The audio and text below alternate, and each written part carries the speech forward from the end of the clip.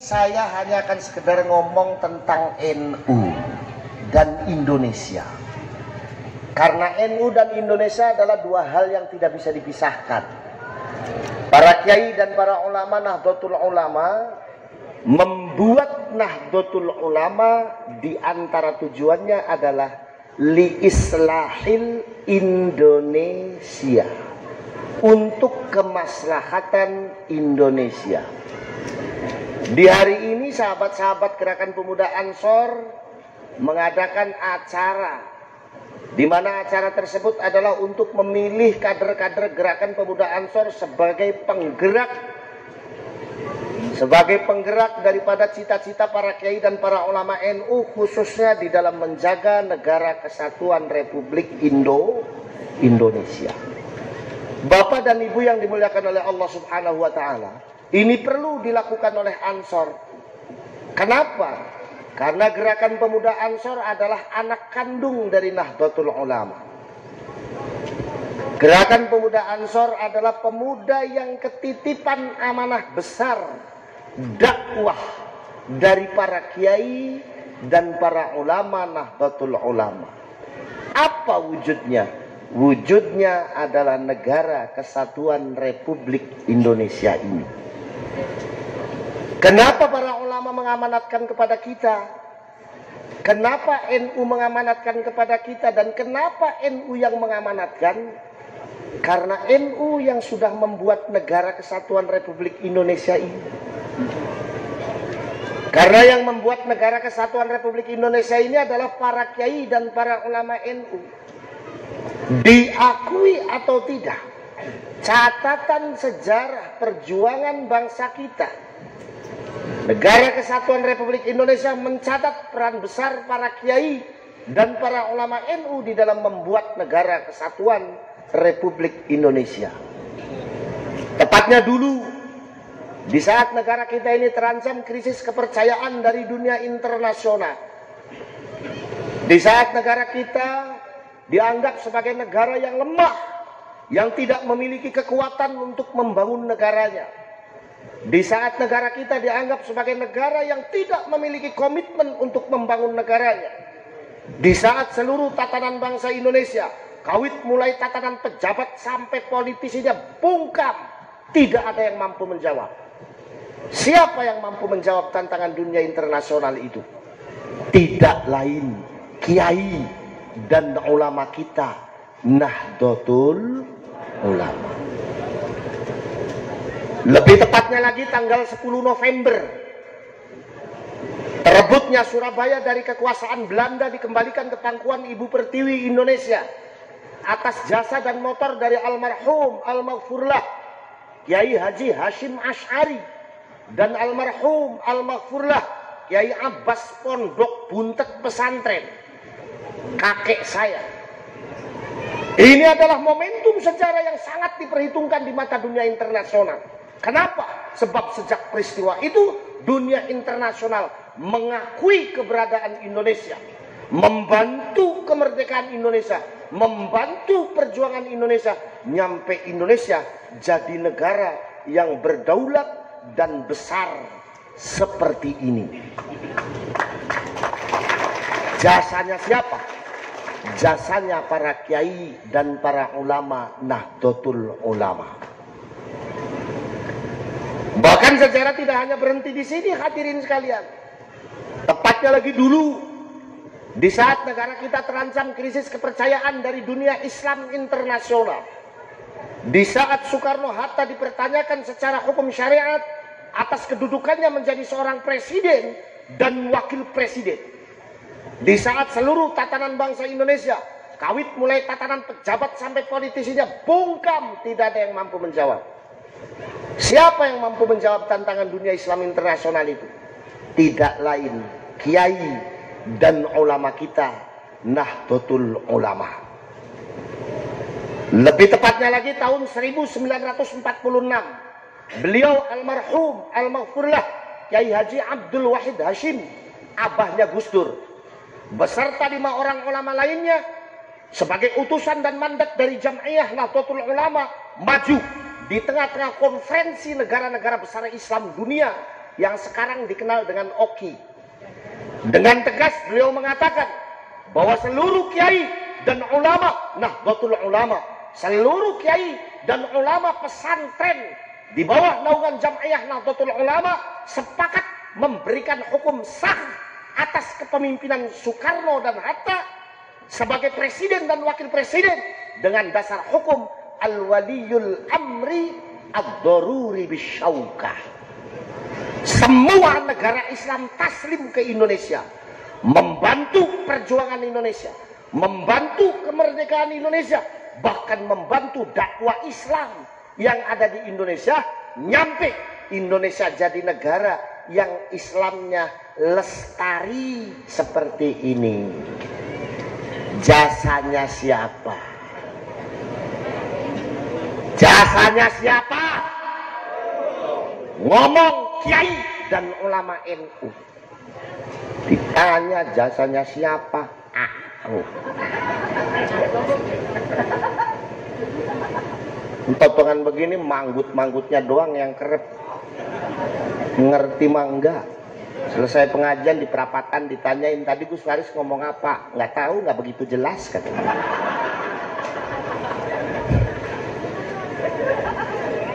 Betul apa betul? Betul apa betul? Jadi yang membuat negara Indonesia ini siapa? Kiai dan ulama NU. Bahkan ekstrimnya saya ngomong, penanam saham terbesar dari berdirinya negara Kesatuan Republik Indonesia adalah kiai dan ulama NU.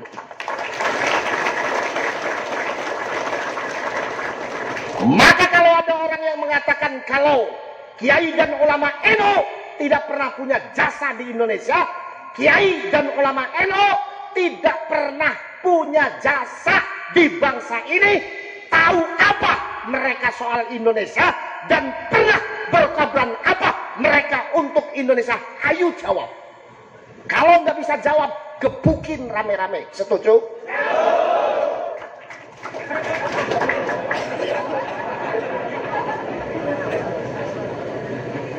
Punah sementen mawon pun. Terus apa terus? Terus apa terus? Penak kayak rastrus ongkos biar urung jelas terus.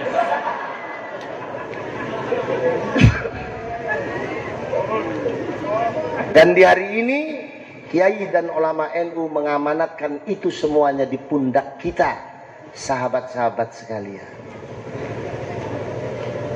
Tantangan kita jelas di hari ini. Banyak kelompok-kelompok yang mencoba untuk menafikan jasa para kiai dan para ulama NU. Banyak kelompok-kelompok yang mencoba untuk mengganti ideologi bangsa negara Kesatuan Republik Indonesia yang sudah disepakati dan dibuat oleh kiai dan ulama NU. Jargonnya macam-macam. Ada yang bilang Indonesia negara tauhid, betul apa betul? Ada yang bilang Indonesia negara yang tidak Islami. Ada yang bilang Indonesia negara kafir dan sebagainya. Mereka ini orang yang tidak punya sejarah. Padahal kalau kita flashback ke belakang, yang membangun dan yang membuat negara kita ini adalah kiai dan ulama NU. Kalau kiai dan ulama NU yang membangun negara ini, mungkin apa tidak kiai sama ulama NU ketika membuat negara ini lari dari hukumnya Allah. Mungkin apa tidak? Mungkin apa tidak? Kalau yang membuat bangsa ini adalah kiai dan ulama NU, kira-kira mungkin apa tidak kiai sama ulama NU lagi membangun negara ini lepas dari tuntunannya Rasulullah Sallallahu Alaihi Wasallam? Mungkin apa tidak? Tidak mungkin. Wong seorang kiai itu jangankan bikin negara yang tanggung jawabnya dunia akhirat, lagi bikin satu kamar untuk santri saja istikharahnya 4 kali. Apalagi mau punya istri 2.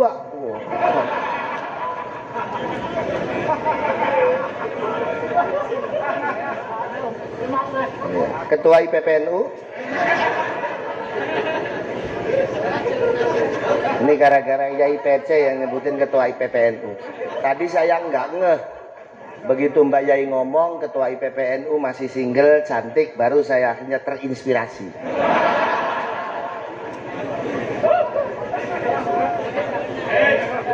Sabar Mbak ya, sabar ya.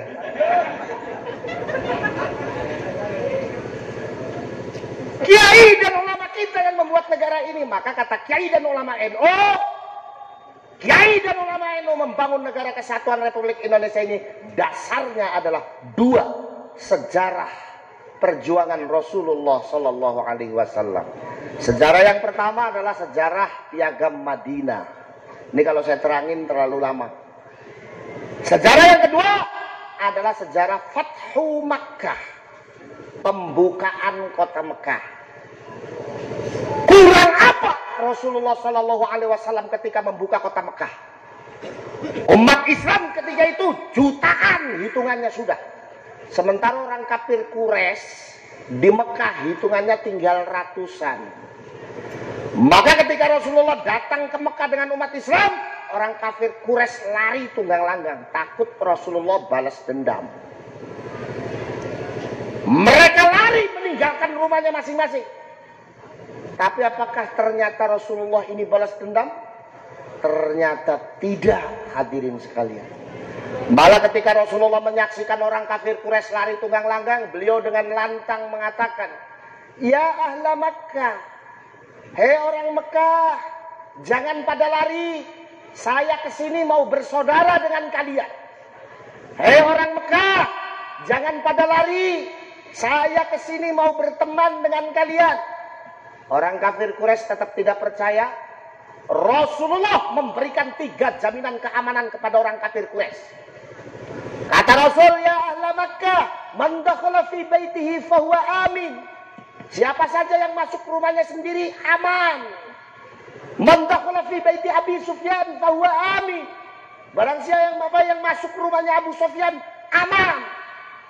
Dan siapapun orang Mekah yang mau masuk rumahnya sendiri dan menutup pintunya juga aman. Orang kafir Quraisy tetap tidak percaya. Dia meninggalkan rumahnya dan berdiam diri di bawah gunung-gunung. Melihat kondisi seperti ini, apa yang dilakukan Rasul? Rasul menjemput satu persatu mereka. Kata Rasul, "Ayo Pak, pulang. Rumahnya jangan ditinggal. Karena saya nggak akan ngerampas dan merebut rumah Bapak. Ayo Bu, pulang. Itu ternaknya belum dikasih makan. Lampu rumahnya belum dinyalain. Saya tidak akan merampas rumahnya Ibu. Saya tidak akan merampas kebunnya Ibu." Sehingga dengan kebaikan akhlak Rasulullah seperti inilah, maka orang Mekah dan Madinah aklamasi mengangkat beliau Rasulullah Shallallahu Alaihi Wasallam sebagai pemimpin negara. Jadi kalau ada orang mengatakan kalau Rasulullah diangkat menjadi pemimpin negara yang memilih hanya orang Islam, ini bagian daripada pengkerdilan nasnya Allah Subhanahu wa Ta'ala yang sudah memberikan pangkat kepemimpinan Rasulullah dengan pangkat rahmatan lil alamin.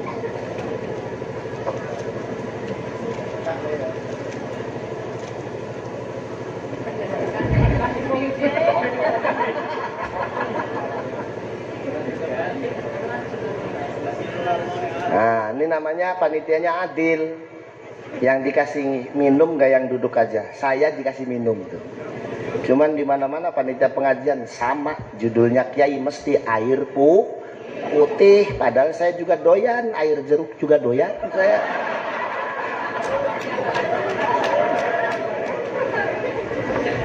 Ini aqua segini di Cirebon nih 3.500.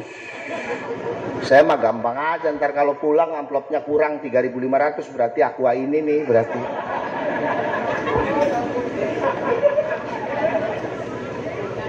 Alhamdulillah. Kalau ada orang yang mengatakan Rasulullah dipilih menjadi pemimpin negara hanya cuma orang Islam, ini bagian dari pengkerdilan nasnya Allah yang sudah menghukumi kepemimpinan Rasul dengan hukum rahmatan lil alamin. Rasulullah dipilih menjadi pemimpin negara yang memilih bukan hanya orang Islam, walaupun pada waktu itu mayoritasnya orang Islam. Tapi kenyataannya di Mekah ketika itu masih banyak orang Nasrani. Di Mekah masih banyak orang Majusi. Di Mekah masih banyak orang Yahudi. Dan Rasulullah sadar betul bahwa yang memilih beliau menjadi pemimpin negara, bukan hanya orang Islam. Lalu apa yang dilakukan oleh Rasul? Rasul menghadap kepada Allah Subhanahu wa taala. Ketika Rasul menghadap Allah Subhanahu wa taala, Allah memberikan teguran kepada Rasul. Tapi teguran di sini bukan berarti karena Rasul melakukan kesalahan. Teguran di sini bersifat warning, wanti-wanti. Apa kata Allah? Kata Allah, "Ya Muhammad, fa'dilu ala ummatik." Muhammad, kudu adil marang umatmu. Kalau ada qaid adil berarti ada sesuatu yang belum seimbang, yang harus diseimbangkan oleh Rasulullah sallallahu alaihi wasallam. Rasulullah fatona, Rasulullah cerdas. Beliau mengerti maksud dari teguran Allah Subhanahu wa taala. Apa? Maksudnya adalah Allah memerintahkan beliau untuk berbuat atau membangun keadilan di dalam kehidupan berbangsa dan bernegara. Rasulullah paham teguran Allah maksudnya memerintahkan beliau untuk membangun keadilan di dalam kehidupan berbangsa dan bernegara. Lalu apa yang dilakukan oleh Rasul untuk membangun keadilan di dalam kehidupan berbangsa dan bernegara? Apa Rasul menjadikan Al-Quran sebagai hukum negaranya? Ternyata tidak. Apa Rasul menjadikan hadisnya sebagai hukum negaranya? Juga tidak. Lalu Rasul membangun muahadah wataniyah, kesepakatan hidup dalam satu naungan hukum dan negara. Di antara yang disepakati, kalau ada orang Mekah Madinah melakukan kesalahan, maka dia akan dihukum sesuai dengan hukum agamanya masing-masing. Maka ketika Rasulullah menghukum, mohon maaf, orang Nasrani yang kedapatan mencuri dan barang curiannya lebih dari 1 nisab dengan cara memotong tangan, mohon maaf, ketika itu belum hukum Islam, masih hukumnya Alkitab. Ketika Rasul meranjam orang Yahudi dan mengasingkannya 1 tahun karena dia melakukan zina ghairu muhsan, mohon maaf, ketika itu juga belum hukum Islam, masih hukumnya kitab Taurat. Walaupun pada akhirnya dua-duanya diwahyukan di dalam Al-Quran sebagai bukti bahwa Al-Quran kitab pelengkap bagi kitab-kitab yang lainnya. Jadi di dalam membangun tingkat keadilan di dalam kehidupan berbangsa dan bernegara, sekali lagi Rasul tidak menjadikan Al-Quran sebagai hukum negaranya. Rasul tidak menjadikan hadisnya sebagai hukum negaranya. Tapi Rasul membangun muahadah wataniyah, kesepakatan hidup dalam satu naungan hukum dan negara. Setelah muahadah wataniyah terbentuk bagus di tengah-tengah masyarakat Mekah dan Madinah, apa langkah selanjutnya yang dilakukan Rasul? Rasul mengumandangkan bahasa nasionalisme kebangsaannya.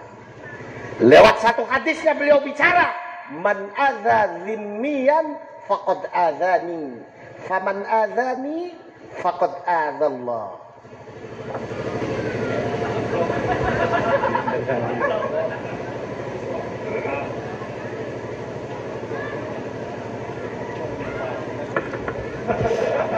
Ada request. Nah, kalau mau balas itu kayak radio. Ada request. Oh benar, lagu koplo dah. Iya, saya ucapkan terima kasih kepada Fatayat Lubuk Linggau, terutama ketuanya yang sudah memfasilitasi kedatangan kami ke sini, Mbak Evaria. Kita doakan mudah-mudahan beliau tetap sukses. Beliau ini calon ketua Fatayat PW Sumatera Selatan. Saya setuju, Mbak. Kalau nggak ada yang setuju berarti nggak tahu Mbak. Ketua IPPNU, mohon maaf ya. Terima kasih Mbak Eva sudah memfasilitasi kami hadir di sini. Luar biasa beliau. Lanjut.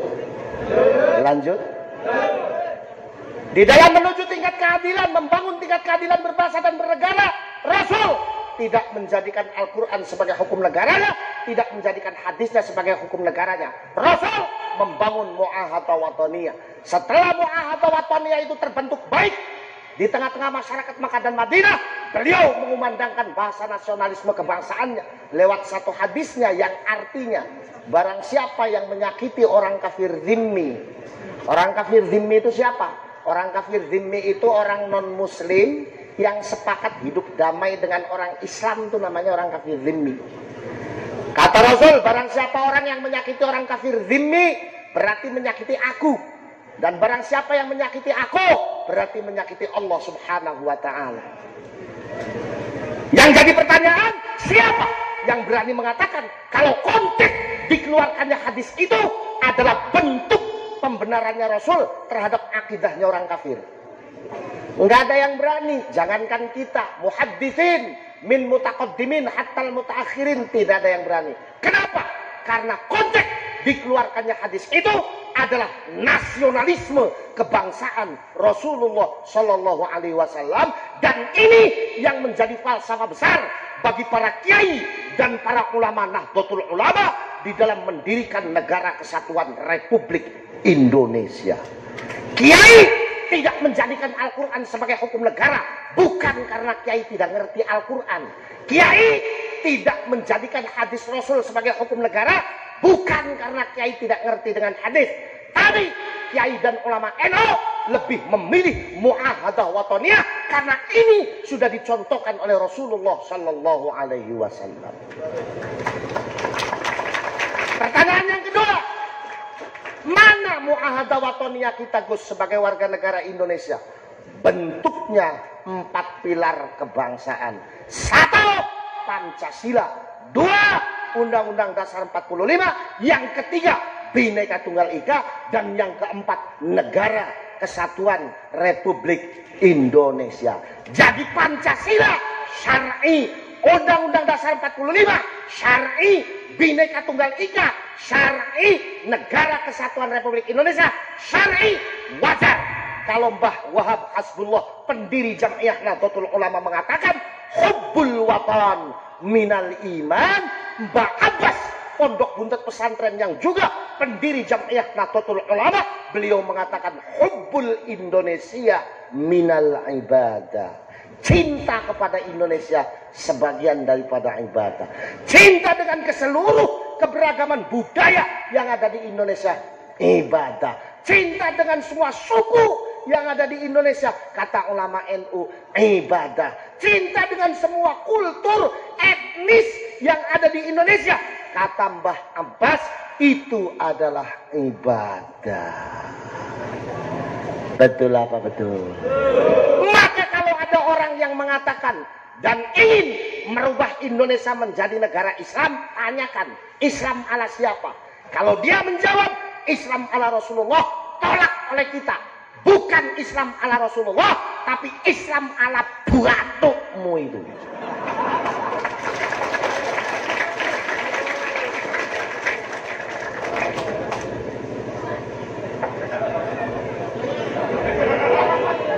Kopi di warteg segini nih 2.500.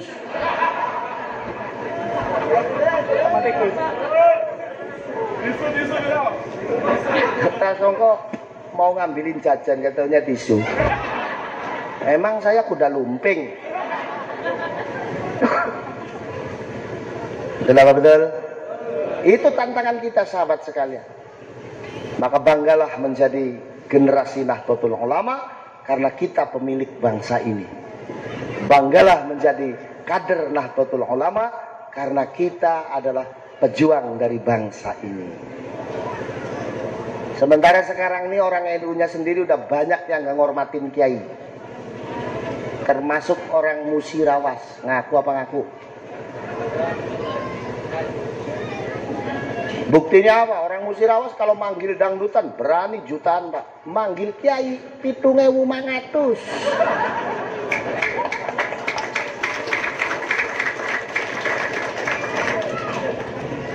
Kalau saya kan bukan kiai, makanya saya sih ikhlas-ikhlas saja.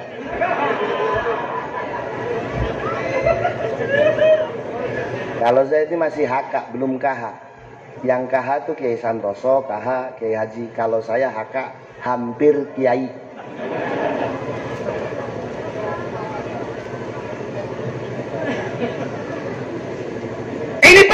sampaikan. Apalagi kalau kita melihat bagaimana caranya musuh Islam menghancurkan kita orang Islam. 13 negara Timur Tengah kalah sama negara seopil Israel namanya Yahudi. Saudi Arabia dengan kewahabiannya habis. Tunisia habis. Mesir habis. Syria habis. Irak habis. Iran habis. Indonesia target berikutnya. Apa melotot?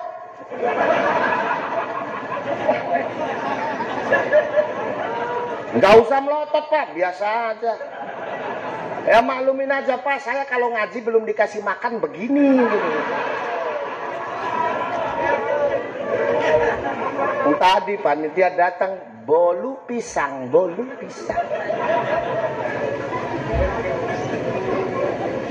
Saya ini NU Kletes, Bu Bupati. Saya ditutup matanya, saya itu bisa membedakan antara fatayat dengan muslimat. Nggak percaya silakan, saya tutup matanya, diliwat. Kalau baunya masih bau wangi, parfum, fatayat. Tapi kalau sudah bau balsem, PPO, GPU, nah ini ibu-ibu muslimah.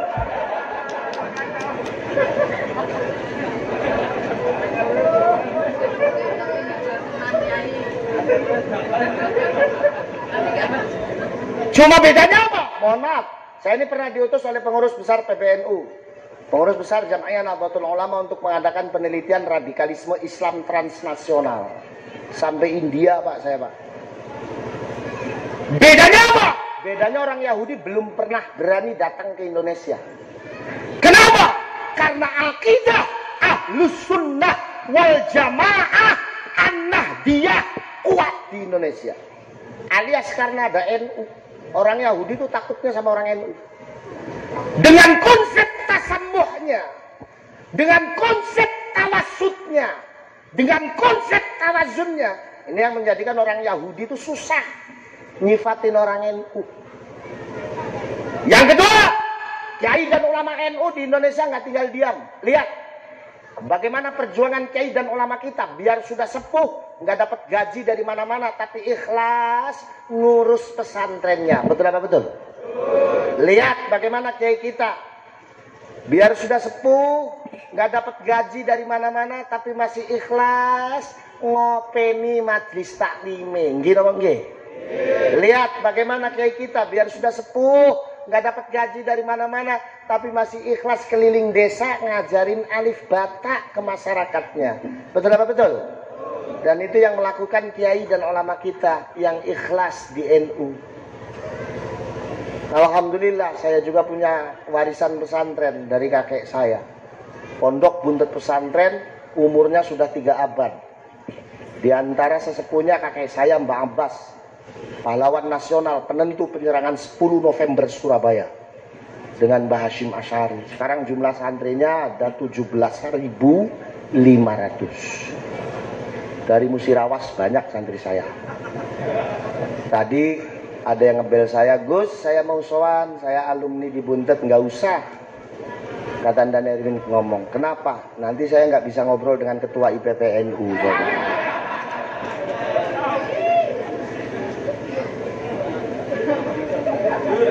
Alhamdulillah.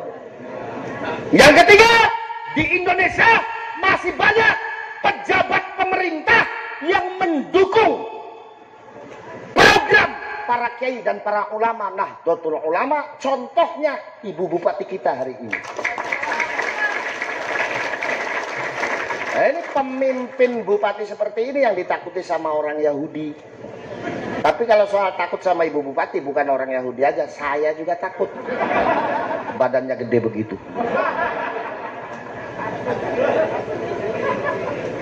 Alhamdulillah.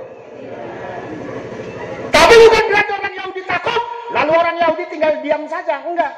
Dia terus mencari cara bagaimana caranya Islam hancur di Indonesia. Mereka tahu basis Islam di Indonesia NU. Maka kata mereka, untuk menghancurkan Islam di Indonesia, pertama yang harus dihancurkan NU. Kalau NU hancur, maka Islam di Indonesia dengan sendirinya akan hancur. Mereka tahu basisnya NU, 1 pesantren, 2 madrasah, 3 pengajian, 4 majelis taklim. Pimpinannya siapa namanya? Kiai dan ulama. Maka kata orang Yahudi, untuk menghancurkan Islam di Indonesia, hancurkan NU. Untuk menghancurkan NU, 1, jauhkan masyarakat dari kiai dan ulama NU-nya. Jauhkan masyarakat dari pesantren NU-nya. Jauhkan masyarakat dari majelis taklim NU-nya. Jauhkan masyarakat dari pengajian NU-nya. Biar apa? Biar orang Islam di Indonesia goblok dengan agamanya, tidak terbina oleh para kiai dan ulamanya. Kalau sudah begitu, gampang dibelokkannya.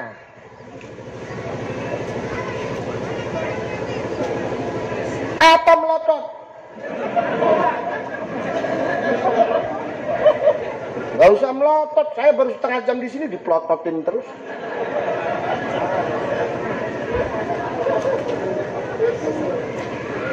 Kalau masyarakatnya sudah jauh dari kiai NU-nya, jauh dari pesantren NU-nya, jauh dari majelis NU-nya, tidak terbina oleh kiai dan ulama NU-nya, masuk cara yang kedua. Apa?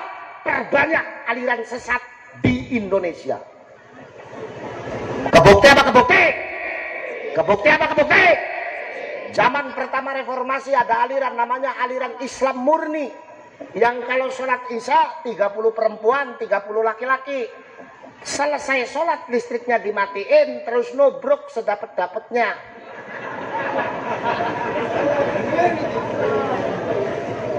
Saya tadinya mau ikut saya. Cuma keburu bubar dulu. Kata saya ngomong nih organisasi cocok banget buat saya ini.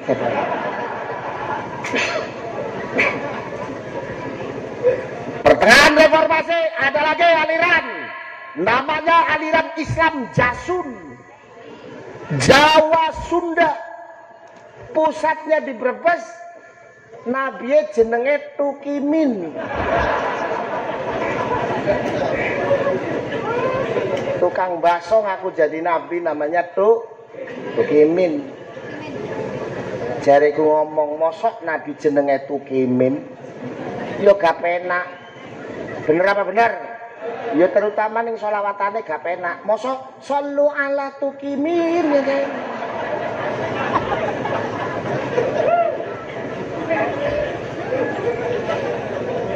Nauzubillah min. Belum lagi melalui budaya, sosial, politik, ekonomi, dan pendidikan. Zaman reformasi ujuk-ujuk kata tiang ngaku dados nabi. Nggih napa nggih? Yang paling terkenal namanya Ahmad Musaddiq. Pelatih bulu tangkis ngaku jadi nabi. Dapat wahyu dari Bogor. Kata saya ngomong, saya ke Bogor dapatnya tales bapak. Belum selesai Musaddiq, jebol lagi. Giliran perempuan bikin gara-gara. Apa? Nggak tanggung-tanggung yang diaku bukan nabi. Siapa? Malaikat Jibril. Siapa jenenge siapa? Lia Edan. Wadon-wadon ngaku jadi malaikat jin. Akhirnya ditangkap polisi. Maka kata saya ngomong, sealam dunia polisi yang paling top markotop cuma polisi Indonesia doang. Bisa nangkep malaikat Jibril.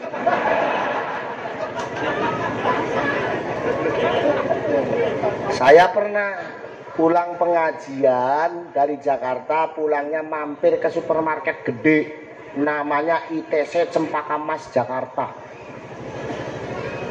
Lagi penak-penake aku ngadeg, jare satpame ngomong ngene. Pak, minggir Pak, minggir. Ada apa Pak Satpam? Malaikat Jibril mau lewat. Saya tunggu-tunggu nggak tahu yang jebule sapa? Si Lia Edan kue. Saya buntutin dari belakang nggak tahu masuknya mana. Supermarket. Sedang apa Gus? Mohon maaf ya. sedang milik utang. Masa malaikat Jibril pakai kutang? Kata Quran aja, kata Quran yang namanya malaikat Jibril ini sayapnya besarnya 1000 dunia. Sayapnya tok.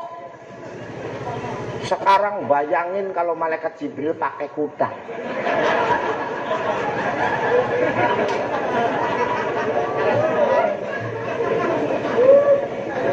Bisa-bisa kain bahan semusi rawas entek kabeh. Nanti Pak Bane Pak diborong jare. Anggo apa? Oh gawe kutange malaikat Jibril. Nauzubillah min. Belum selesai nih, masuk lagi. Giliran masuknya organisasi-organisasi yang mengatasnamakan Islam tapi merusak kehidupan Islam. Dalam skala internasional organisasi ini muaranya pada satu organisasi besar namanya ISIS. Dalam skala lokal banyak afiliasinya. Hati-hati sampean. Ciri-cirinya gimana Gus? Gampang. Kalau ada organisasi ngakunya Islam tapi ngajak kita untuk berkhianat dengan muahadah watoniyah kita, berkhianat kepada bangsa dan negara kita. Ada organisasi ngakunya Islam tapi ngajakin kita untuk memberontak pada pemerintah yang sahnya. Ada organisasi ngakunya Islam tapi senangnya mengkafirkan orang Islam lain. Organisasi ngakunya Islam senangnya membid'ahkan ibadahnya orang Islam lain. Tak organisasinya. Di Sumatera Selatan banyak. Yang jadi target siapa? Orang NU. Makanya yang dikafirkan orang NU, yang dibid'ahkan ibadahnya orang NU. Wong NU yang senangnya tahlilan, betul apa betul? Wong NU yang senangnya rajaban Isra Mi'rajan, betul apa betul? Wong NU yang senangnya maulid nabian, betul apa betul? Wong NU yang cinta kepada bangsa dan negara, wong NU yang mendukung kepada pemerintah yang sah, dikafir-kafirkan, ibadahnya dibid'ah-bid'ahkan. Jare ngomongi opo tahlilan bid'ah haram, ngono Pak. Makanya kalau ada orang begini di sini nggak usah diajak debatan, sayang-sayang mulut kita. Terus diapain Bos? Kepruki aja.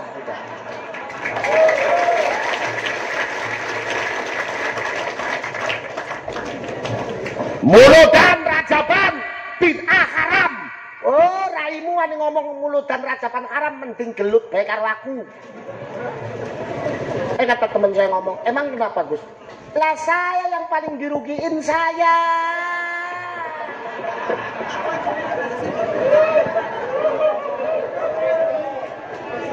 Ruginya kenapa Gus? Ya kalau nggak ada rajaban sama muludan, ntar nggak ada yang manggil saya goblok. Saya...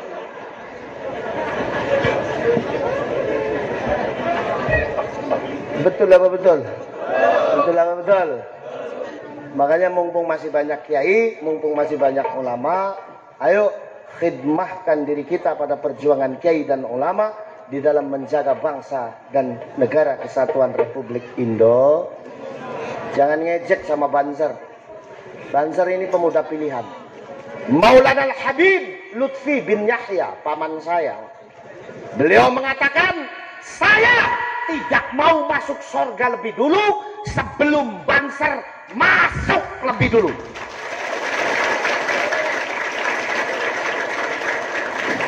Padahal saking tawaduknya Banser, kalau Banser dikasih kesempatan pertama masuk surga, begitu masuk di dalam gak ada kiainya, Banser pasti keluar lagi.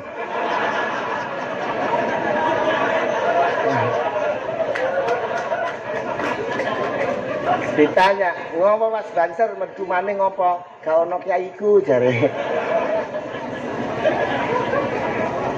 Betul. Saya bangga jadi Ansor, saya bangga jadi Banser. Saya ini Ansor dan Banser Pak. Saya ikut Diklat-Sar 1 kali, ikut Susbalan 1 kali, ikut Susbandim 1 kali, ikut PKD 2 kali, ikut PKL 2 kali, ikut PKN 1 kali. Lengkap saya. Saya lulusan pertama PKPNU Pusat. Saya lulusan pertama MDNU Pusat. Selesai. Padahal saya ini cucu pendiri NU. Cucu dari Mbah Abbas Pondok Buntut Pesantren. NU didirikan oleh 4 ulama besar. Pertama Mbah Hashim Asy'ari, yang kedua Mbah Abbas, yang ketiga Mbah Wahab Hasbullah, dan yang keempatnya Mbah Bisri Samsuri. Tapi saya ikut kaderisasi, jadi saya ini banser. Saya sudah suspanpim. Pangkat saya kalau dari kebanseran dan di militer hari ini sudah bintang 3. Dan Erwin itu bintang 2. Dan ojo macam-macam sampean karo aku ndan. Jadi kalau saya ini diaktifkan di Rijalul Ansor karena memang komunitas saya di kalangan para pesantren. Cuman Rijalul Ansor itu bapak-bapak dan ibu-ibu sekalian isinya kiai muda. Makanya masih hampir kiai. Kalau Mbah Hashim itu Hadratus Syekh, kalau saya itu Hadratus Syekh. Itu bedanya. Alhamdulillah. Nah, maka banggalah menjadi banser, banggalah menjadi ansor, banggalah menjadi warga NU, karena kita pemilik bangsa dan negara ini. Ayo kita kembangkan semuanya, kita besarkan Nahdlatul Ulamanya. Saya meminta kepada Ibu Bupati, kami sudah membantu Ibu, alhamdulillah sukses. Sekarang giliran Ibu yang membantu kami. Sebab pada hakikatnya begini, Bu. Yang memerdekakan bangsa Indonesia ini kiai dan ulama NU. Kalau kiai ngirim proposal ke pemerintah, itu hakikatnya bukan meminta, tapi dia lagi mau ngambil haknya. Betul apa betul? Jadi kalau ada kiai NU ngirim proposal ke Pemda, itu bukan meminta, Bu. Dia lagi ngambil haknya. Karena yang memerdekakan bangsa ini adalah kiai dan ulama NU. Makanya jangan diribetin. Ya kadang-kadang ngirim proposal suruh ke Kesra, dari Kesra suruh ke Sekda, dari Sekda turun lagi mutar-muter. Wes oleh suwe-suwe sumbangannya mung 500.000 tok. Jancuk.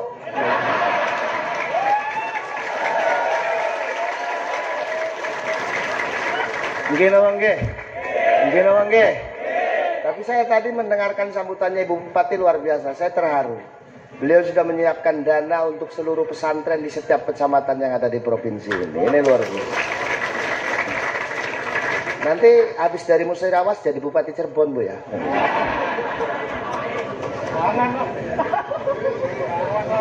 Alhamdulillah. Nah ini ya, makanya Bapak-bapak dan Ibu-ibu sekalian, ayo kita bangun negara kesatuan Republik Indonesia ini dan kita besarkan NU. Saya salut dengan 2 Sri Kandi dari Musirawas, Ibu Bupati dan Ibu Wakil Bupati, luar biasa. Mudah-mudahan beliau diberikan umur yang panjang, amin, nyampe hari kiamat. Nanti orang-orang udah mati semua, tinggal Ibu Bupati doang sendirian. Na'udzubillah, amin. Terima kasih.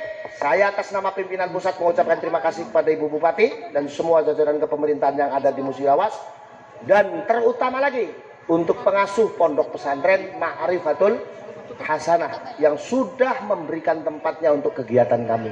Doa kami untuk Ibu Bupati, untuk seluruh jajaran kepemerintahan di Musirawas, dan untuk pengasuh pondok pesantren, mudah-mudahan Allah akan selalu memberkahi kalian.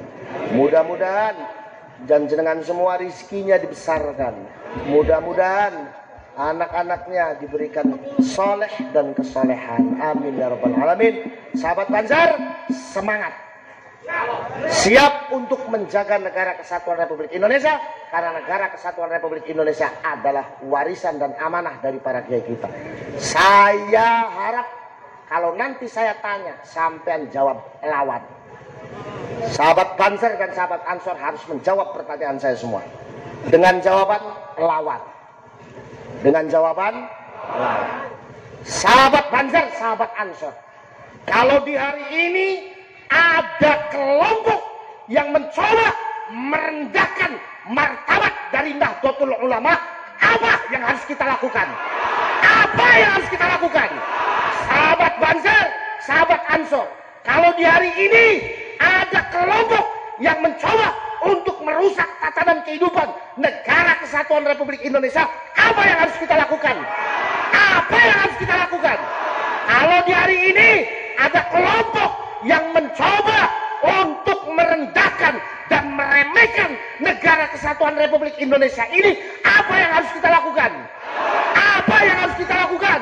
Kalau di hari ini ada kelompok yang menghina perjuangannya para kiai dan para ulama Nahdlatul Ulama untuk bangsa ini, apa yang harus kita lakukan? Apa yang harus kita lakukan? Lawan. Itu kata yang pantas untuk kita ucapkan. Mudah-mudahan ada manfaatnya. Wallahul muwaffiq ila aqwamit thariq.